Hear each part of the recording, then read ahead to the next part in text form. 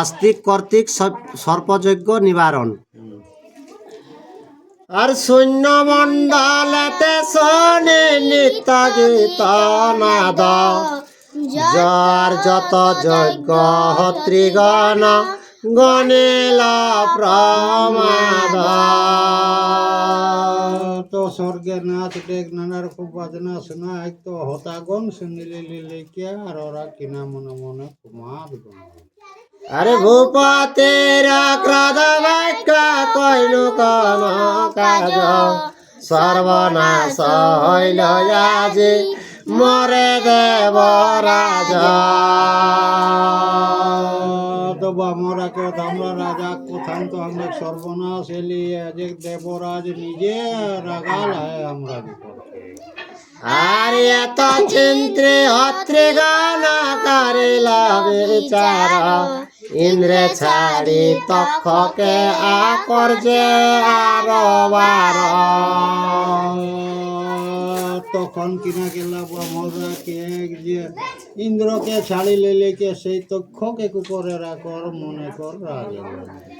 আর তক্ষক পনাজ্ঞা ইন্দ্র উত্তরিয়ে ভরি, শরণ রক্ষণ হেতু আছে কাঁধে করি।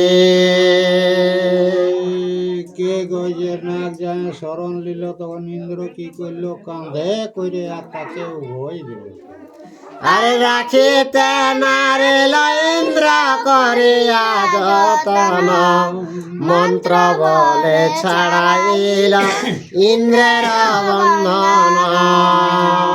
ইন্দ্র তো রাখতে পারল নাই মন্ত্র বলে, মন্ত্র এমন শক্তি যে ইন্দ্রর কাছে ছাড়া করে দিল। আরে আইসে তক্ষক নাগ করিয়া গর্জন, সঘনে নির্গিত ঘর নিঃশ্বাস পবন। তো সেই নাগ আসছে কে গর্জন করে নিঃশ্বাসটা জানবে পল্লয় করে দিবে। আর ঘূর্ণমান বায়ু যেন ফিরয়ে আকাশে, অবসয়া নাগ অন্তরিক্ষে বাসে। তোর নিঃশ্বাসটা জানবে সে ঘূর্ণি বাতাসে পাতপালাকে উড়াই লেগে ভাবে নাগ হয়ে যায়। আর মাতুল অনলে পড়ে আস্তিক জানিল, অন্তরিকে তিষ্ঠ তিষ্ঠ আস্তিক বলিল।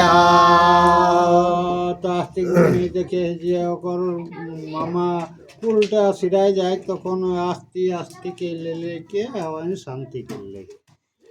আর শূন্যতে রহিল সর্প আস্তিকের বলে, তক্ষক সঘনে কাঁপে ব্রহ্ম মন্ত্র বলে।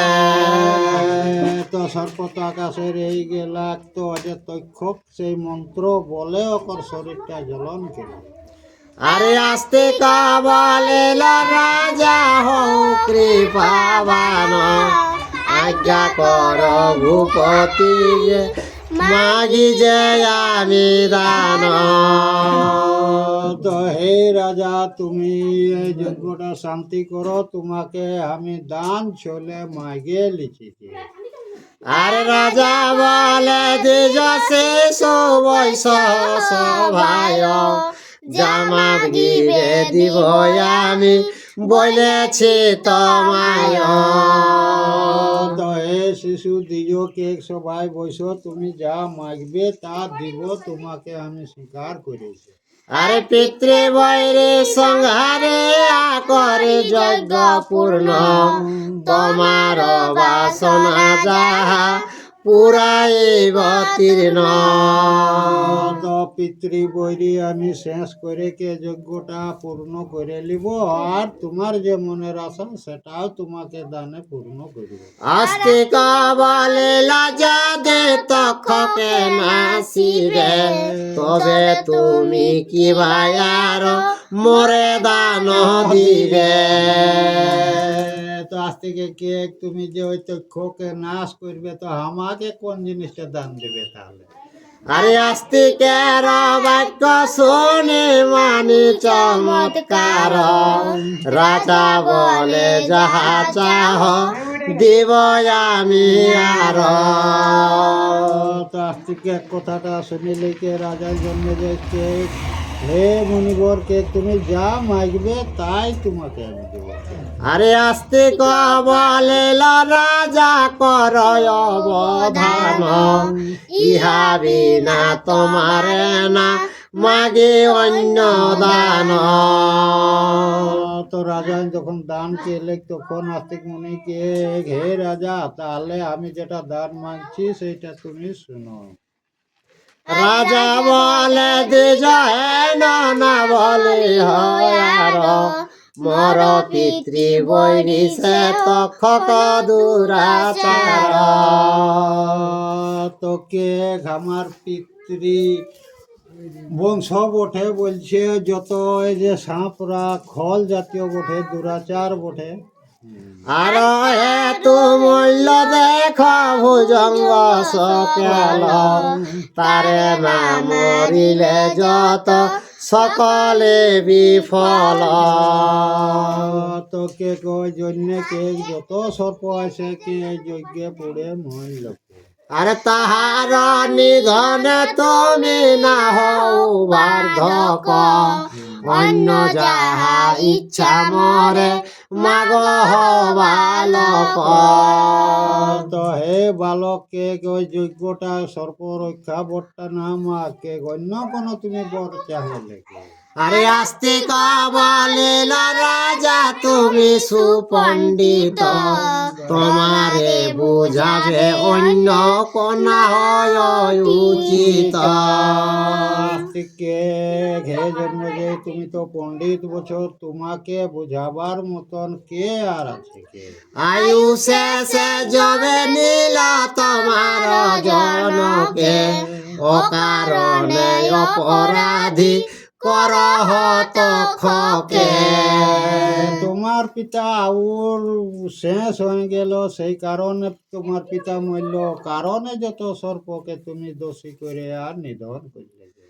আর অসংখ্য ভুজঙ্গ গণ করেলা সংহার, আর অহিংসক জনে মার নহে সুবিচার। তো হিংসুক যারা তারা সকল গেল, হিংসুক জনকে তুমি হিংসা করছো, এটা কি বিচার তোমার? আরে দ্বিতীয় ইন্দ্রের সভা দেখি যে তোমার, নিষেধ না করে কেহ জীবের সংহার। তো ইন্দ্রের দ্বিতীয় সভা মতন তোমার দেখাচ্ছে, যত জীবকে তুমি সংহার করছো। আরে আস্তিক বলিল যদি যতে রাজা রে বলিল তবে যত সভা জন। আস্তিক যত কিছু রাজাকে পেলে, যার সভা মন্ত্রীগণ সেই রাজাকে সেই মতনে বুঝা লাগলো। আর আপনি বলিল ব্যাস ডাকিয়া রাজা রে, প্রবোধ করহ ভূপ দ্বিজের কুমারে। নিজে ব্যাসদেব জন্মেজয়কে ডাকিলে লেকে, আর তাকে বুঝা লাগলে এই যে বামন এসেছে তার বাক্যটা তুমি রাখো কে? আর নির্বৃত্ত কর যজ্ঞ সবে বলে ডাকি, ব্রাহ্মণ বালকে রাজা না কর অসুখী। তো তখন কে যতেক ব্রাহ্মণকে ডাকিয়ে যজ্ঞটা তোমরা তালে বন্ধ করো, ওই যে শিশু ব্রাহ্মণ এসেছে তার কথাটা তোমরা রাখো। আর নির্বৃত্ত বলে হইল মহাধনী, আর নিষেধ করিল যজ্ঞ ভূপতি আপনি। তো যজ্ঞটা মানে নিভা কেলে লেকে, ওরা আহুতি দিলে কে, নিজে জন্মে জয় পর্যন্ত সেই আহুতি দিলে। আর সর্প যজ্ঞ নরেন্দ্র করিল নিবারণ, আস্তিকের পূজা কইল দিয়া বহু ধন। যজ্ঞকে সমাপ্ত করলে জন্মেজয় রাজা আর আস্তিক্য চরণে নানা রকম জিনিস দিলেকে তাকেও পূজা পাঠা করলেন। আর নানা দান পেয়ে তুষ্ট হয়ে দ্বিজগণ, নিজ নিজ দেশে সবে করিল গমন। তো যতেক বামনরা দান যখন পাওলা তখন নিজে নিজে ঘরে আনন্দ সহকারে সজালা। আরে আস্তিকে বলিল রাজা করে আনেলানি, অশ্বমেধ কালেতে আসিবে দ্বিজমণি। তারপরে আস্তিক মুনিকে অকৌ যখন বিদায় মেলানি দেয় তখন কে যে ওই যে কিনা গেলে অশ্বয়া অশ্বমেধ যজ্ঞর ক্ষণে হে মুনিবর তুমি যেমন আমার এখানে তুমি আসবে কে কে খবরটা দিয়ে রাখবে। আর তবে তো আস্তিক গেল আপনার ঘর, কহিল বৃত্তান্ত মাতা মাতুল গোচর। তারপরে আস্তিক মুনি কিনা গেলা গা চলে গেলা জালিকে মাই হারিকে জানালে আর ওকর মামা ঘরে জালিকে সকল জানাই দিলেন। আরে শুনিয়া বাসুকি নাগ হইল আনন্দিত, নাগলকে উৎসব হইল অপ্রমিত। তো শুনিলেই কে বাসুকি নাগে কর খুব আনন্দ হলে তখন কিনা গেলা নানা রকম উৎসব কেরা লাগলো আনন্দ কেরা লাগলো। আরে যতে কয়াছিল না গয়ে একত্র হইয়া, আর পূজা কইল আস্তিকের বহু রত্ন দিয়া। যতেক নাগরে এলা তারা কিনা গেলা আস্তিকের নামে সেই পূজা পাঠ তারা কেড়ে লাগলা। আর পুনর্জন্ম দাতা তুমি নাহি ক সংশয়, বর দিব মাগ তুমি জৈল মন।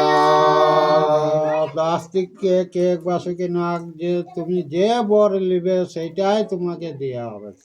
আস্তিক বলিল যদি মরে দিবে বর, এই বর মাগি আমি সবার গোচর। আস্তিক এলে যদি তুমি আমাকে বর দিবে তাহলে সকলের পাশেই বরটা মাগবে। আর প্রতি সন্ধ্যা কালে যে মর নাম লবে, নাগগণ হইতে তার ভয় নাহি রবে। তো সন্ধ্যা টাইমে যে আস্তিক মুনিক চরণে শরণতা লেতার তাকর আর সেদিন সর্প ভয় আর কোনো থাকে নি। বরটা লেলে তাকর ঠিক না জন্মে যে একটি। আরে আমার চরিত্র এই করিবে শ্রবণ, নাগ হইতে কভু ভীত না হইবে সে জন। তো আস্তিকে যে নাম করতাক তাকে সর্প ভয় থেকে অকর চলে যায়।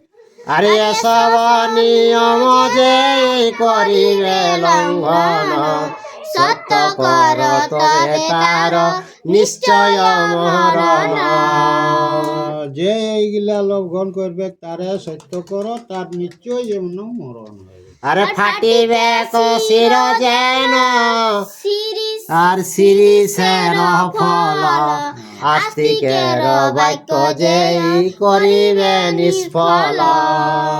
তো যে কে কিনা এই আস্তিক মুনির বাক্যটা ইয়া করবে তো সেই শিরিষ গাছে যে চইলা যায় তো সাপে গজনে আচুর ছাড়। আরে প্রতিজ্ঞা করেনু সবে বলে না গগনে, নিকটে না যাব কেহ তোমার শরণে।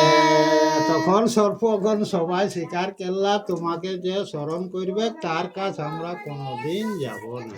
আরে আদি পর্ব ভারতের দিব্য উপাখ্যান, কাশী রাম দাস কহে শুনে পুণ্যবান। জয় শ্রীকৃষ্ণ।